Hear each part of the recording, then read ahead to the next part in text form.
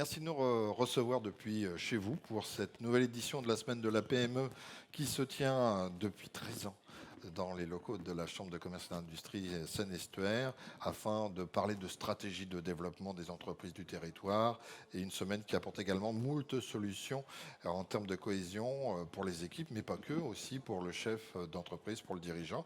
Et à signaler plusieurs moments forts encore cette année, bien sûr différents ateliers, on va y revenir dans un instant, qui abordent des thématiques en résonance avec les préoccupations et les envies de développement des dirigeants d'entreprise, mais il y a aussi des déjeuners, des petits déj, où on échange des cartes, des déjeuners où on fait des pitchs, parce que le but c'est de pouvoir rencontrer, réseauter et savoir qui pourrait nous accompagner pour le développement de son entreprise au cœur donc de cette 13e édition. Et parmi nos invités, parce que nous avons des plateaux comme ceux que vous visionnez actuellement, eh bien j'ai le plaisir d'accueillir Camille Huret, responsable marketing national de l'AFNIC.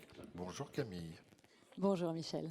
L'AFNIC, c'est un outil qui est indispensable, sans même que parfois les personnes ne le sachent.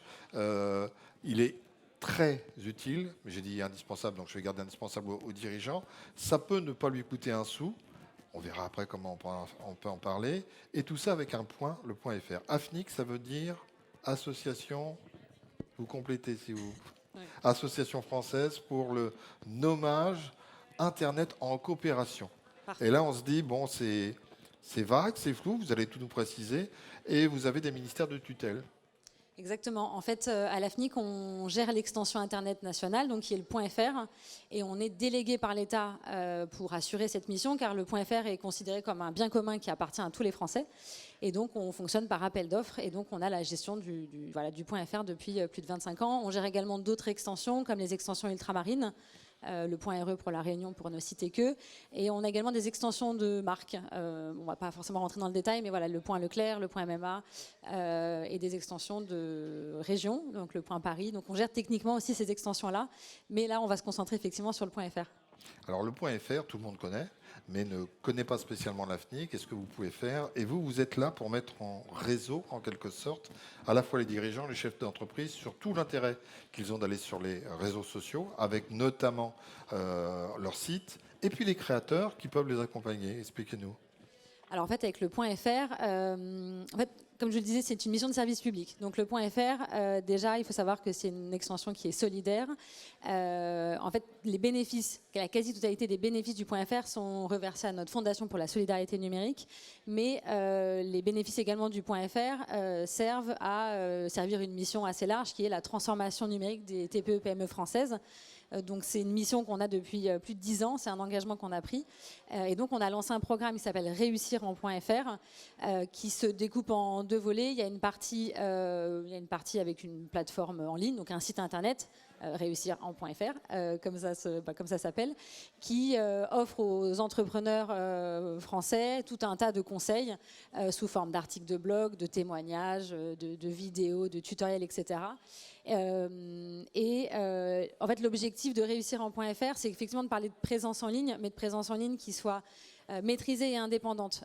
Donc c'est redonner aussi aux dirigeants toute cette indépendance et cette autonomie numérique dont il a besoin. Donc le site internet, pour ça, c'est un peu la pierre angulaire de sa stratégie numérique, avec certes des plateformes tierces qui sont aujourd'hui très présentes, les réseaux sociaux, les marketplaces, qui sont utiles pour l'activité des entrepreneurs, mais qui ne doivent pas être les seuls outils qu'ils doivent utiliser. Donc ça, c'est vraiment, nous, notre message principal, centré autour de cette autonomie numérique. Et donc, on a cette plateforme en ligne, donc ce site internet, et on a toute une partie aussi sur le terrain, d'où notre présence aussi sur ce salon. Et on travaille aussi avec les Folies Web qui organisent, donc on est co-organisateur. On va y revenir en Folies Web, si vous êtes d'accord, dans un instant. Je voudrais qu'on revienne sur le fait que ça ne coûte rien, ou presque, à un dirigeant, parce que vous aussi, vous devez vivre. Alors, c'est quoi l'intermédiaire? C'est un bureau d'enregistrement? Comment ça fonctionne? On a eu tout à l'heure Nathalie Day qui parlait d'autre chose, mais qui était une ancienne d'Orange. Vous pouvez faire un parallèle? Oui, bien sûr. En fait, effectivement, nous, on ne vend pas le .fr en direct, on passe par un réseau de distribution. Donc, ça va être des hébergeurs, des créateurs de sites internet qui vont vendre le .fr, qui vont prescrire le .fr. Voilà, nous, derrière, on est, comme j'aime bien le dire, l'AFNIC, c'est la face cachée de l'Internet français. Donc on est vraiment assez peu connu, et notamment de la cible dont on parle aujourd'hui, les entrepreneurs français, les TPE-PME. Et c'est effectivement les réseaux de distribution qui commercialisent le .fr. Et avec du coup, comme je disais, donc, pour le coup, c'est payant. Donc, quand on parle de gratuité, c'est pas sur le .fr, c'est effectivement sur le programme Réussir en .fr, où là, on va offrir tout un tas de dispositifs avec un outil d'autodiagnostic que les entrepreneurs peuvent faire de manière gratuite pour s'évaluer et voir les prochaines étapes pour améliorer leur présence sur Internet. On a également un dispositif qui s'appelle Je passe au numérique pour mettre en relation les entrepreneurs avec notre réseau de distribution sur des offres de création de sites Internet ou d'adresses email professionnelles. Donc voilà, nous, on va être facilitateur finalement de cette transformation numérique avec à la fois tout ce qui est de la sensibilisation et derrière du passage à l'action, parce que au bout d'un moment, il faut passer en ligne et avec les meilleurs conseils et les meilleurs outils possibles. Alors, vous n'êtes pas complètement connu des dirigeants d'entreprise. C'est l'occasion, comme cette semaine de la PME, pour vous faire connaître et pour pouvoir dispenser les services que vous recommandez. Et vous le disiez, de façon à optimiser, d'être référencé, de savoir quel nom de domaine éventuellement peut correspondre à mon activité et tout ça. Cette démarche, donc vous existez depuis 25 ans, cette démarche vers les autres, elle est assez récente ou pas ? Alors, le programme Réussir en .fr a plus de 10 ans. Donc ça, c'est un engagement qu'on a pris et on est assez précurseur parce que maintenant, il y en a plein qui parlent de présence en ligne. On est vraiment sur un sujet. Et puis avec aussi la période du Covid, ça a vraiment accéléré sur ce volet-là. Donc non, c'est pas récent. FoliWeb, on a fait un petit début. Donc là, c'est une des actions que vous co-organisez, si je ne dis pas de bêtises, et qui ont pour but justement de donner plein d'éléments, parce qu'on parlera aussi d'autres opérations que vous faites en collaboration sur des trophées ou des remises de les Folies. Les FoliWeb, effectivement, c'est... J'ai mis un S, moi, FoliWeb. Oui, c'est ça. Les FoliWeb ont été lancés en 2016, donc c'est pas récent non plus. Donc on est effectivement co-organisateur des ateliers. Et les FoliWeb, tout simplement, c'est 400 ateliers et webinaires qui sont organisés par an. Donc ateliers sur tout le territoire et webinaires, donc ça se passe en ligne, sur des thématiques qui touchent vraiment la présence en ligne. On va parler très concrètement de comment lancer son site internet, comment bien le référencer, comment faire une newsletter performante, des emailing. On parle aussi de réseaux sociaux, d'IA bien sûr, de cybersécurité, tout ce qui a trait vraiment à la présence en ligne des entrepreneurs. Le gros avantage, c'est que c'est effectivement gratuit, ça dure entre 45 minutes et 1 heure et c'est animé par des experts du numérique, soit en local quand c'est des ateliers, soit même en visio. Ça reste des experts de leur métier. Gratuit. Hein. Et c'est totalement gratuit. Dit, hein. Non, mais c'est super. Enfin, vraiment, ça, on sensibilise comme ça et on forme plus de 25 000 TPE, PME par an grâce aux FoliWeb. Donc ça, c'est très gros et c'est très utile. Et on a plein de feedbacks qui sont très positifs sur ce dispositif-là. Et ça aide vraiment à passer la première étape de sa présence en ligne avec des conseils, encore une fois, très concrets.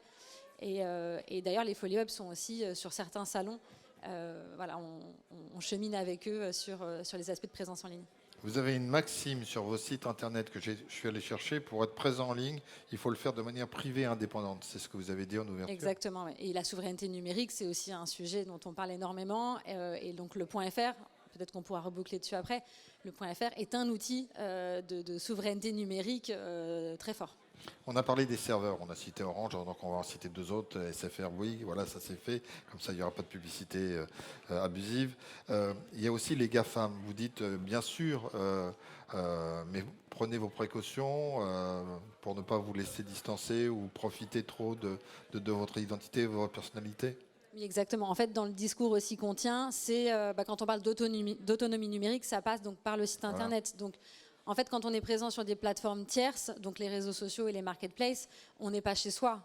Si demain les règles changent, l'algorithme est changeant très, très fréquemment sur ces plateformes-là, on risque à la fois de perdre en visibilité, donc de devoir ramer plein de contenus, devoir même payer pour être visible. On n'a pas la main. Il y a aussi des commissions qui peuvent être énormément élevées pour les entrepreneurs qui se lancent dans le métier. Donc c'est bien, ça reste un outil aussi pour se faire connaître et trouver des clients, mais il faut garder toute la mesure de ça pour pour avoir vraiment une présence en ligne qui soit aussi complète. Et on ne peut pas se passer de site internet aujourd'hui, malgré ce qu'on peut entendre sur la facilité d'être présent avec un compte réseau social. Ça ne suffit vraiment pas. Comment vous pouvez faire vos recommandations, votre accompagnement? On le sait à travers des salons comme cela, à travers des webinaires. Est-ce que vous avez d'autres outils de façon à démocratiser encore plus l'AFNIC? Déjà, on en fait pas mal, hein, finalement. Parce que réussir en .fr... Parce que je posais la question Oui, tout oui. à l'heure à l'ancienne Madame Oui. Orange, Oui. et elle me dit l'AFNIC. Donc je me suis permis de vous demander. bien sûr. Alors après, quand j'ai expliqué, elle me dit ah oui, d'accord, ça y est, je vois de quoi il s'agit. Mais parfois, on ne sait pas toujours tout ce que vous faites derrière en fait l'acronyme. C'est vrai. En fait, on a, nous, notre site principal, ça va être de parler aux entreprises françaises pour leur parler de votre site internet et de site internet en .fr. Après, au sein du programme Réussir en .fr, que ce soit en ligne ou sur le terrain, c'est un travail aussi à plein temps de pouvoir aller parler du .fr, aller parler de cette autonomie numérique avec les dispositifs dont je vous parlais aussi tout à l'heure. Donc l'outil d'autodiagnostic s'appelle Réussir avec le web. Je passe au numérique. Voilà, on a quand même pas mal de dispositifs qui sont là aussi pour aider les entrepreneurs. Vous avez une fondation, vous l'avez un peu évoqué tout à l'heure, c'est-à-dire que tous vos bénéfices, enfin une grosse partie de vos bénéfices, vous les remettez dans des actions, et notamment au cœur de cette fondation. C'est quoi cette fondation ? La Fondation AFNIC a été créée effectivement il y a, je ne vais pas dire de bêtises, mais pour moi il y a un peu moins de 10 ans. Elle est sous l'égide de la Fondation de France, donc c'est vraiment une entité à part de l'AFNIC, même si elle s'appelle Fondation AFNIC. Et donc c'est minimum 1,3 million qui est versé chaque année pour des projets de solidarité numérique. Donc ça fonctionne par appel d'offres, par soumission de dossier. Et on vient effectivement donner des coups de pouce à des projets de solidarité numérique au sens large, à travers du coup tout le territoire. Et vous animez, alors il y a les webinaires, le terrain, ce salon, vous animez un atelier pendant cette semaine de la PME qui sera sur la thématique. C'est sur les 5 étapes pour réussir sur le web en 2026. Et c'est votre collègue qui viendra présenter Exactement. ça prochainement. Une dernière question, c'est quoi la différence entre .fr et .com ? La question qu'on a... Ah oui, vous l'avez régulièrement. 10 J'ai fois pas par été jour. jusqu'à .org, là, parce qu'on se doute un peu. Oui. Alors en fait, .fr.com, c'est une bonne question et c'est bien de se la poser parce que, en fait, on va dire que le problème, les gens se la posent assez peu. Il y a un réflexe.com qui est très fort en France et qui est quand même très français. Dans les autres pays, ils ne se posent pas du tout la question de l'extension géographique ou de l'extension .com. Le .com, c'est l'extension finalement un peu des Américains. Oui. Donc on parlait de souveraineté numérique. En fait, ce qu'il faut se dire aussi quand on choisit son extension, alors aujourd'hui c'est assez indifférencié, on parle beaucoup de son nom, et puis derrière, en fait, qu'est-ce qui est disponible, .fr, .com, .net, puis combien ça coûte, mais c'est une vraie réflexion à mener, parce que c'est quand même son identité en ligne, c'est une adresse qu'on utilise pour son site, pour son adresse email professionnelle, et en fait, le .fr derrière, il faut se dire, ok, mais en fait, c'est qui ma cible ? En général, dans 95% des cas, la cible qu'on va adresser, c'est une cible française. Donc ça veut dire française. Donc ça veut dire France, et voilà, donc on va communiquer avec... France, on le note sans savoir véritablement, comme on s'en doute. FR, on ne fait pas toujours rapprochement par rapport à la France. FR, c'est France. Et en tout cas, donc derrière, c'est de se dire, ok, donc si je parle à une cible française, le .fr, ça inspire confiance, c'est de la proximité. On a des études qui montrent que 90% des Français font confiance aux adresses en .fr, et c'est 3 fois plus que des adresses en .com. Donc il y a un vrai capital confiance qui aujourd'hui est essentiel déjà sur Internet pour faire du business, pour faire du commerce. Après, on va nous dire le .com, c'est aussi international, mais en fait, le .fr dépasse les frontières. Je vous assure que ça fonctionne quand vous êtes à l'étranger. Et vous allez amener aussi votre savoir-faire français. Enfin, il y a une image aussi du .fr qui est valorisante et qui est à valoriser à travers son adresse. Et si d'aventure, vous voulez quand même lancer votre business en Espagne, n'hésitez pas à prendre un .es pour aller parler à la cible espagnole et non prendre un .com parce qu'on se dit que c'est international. Donc, il y a vraiment quelque chose avec le .fr et les valeurs qu'on veut transmettre. Pour le coup, l'extension .fr a du sens quand d'autres n'en ont pas. Et le .eu, c'est l'Europe ? Exactement, oui. J'essaye de suivre. Tout à fait. Merci beaucoup, Camille. Une dernière question, parce que je dis à chaque fois dernière question, mais j'en rajoute une.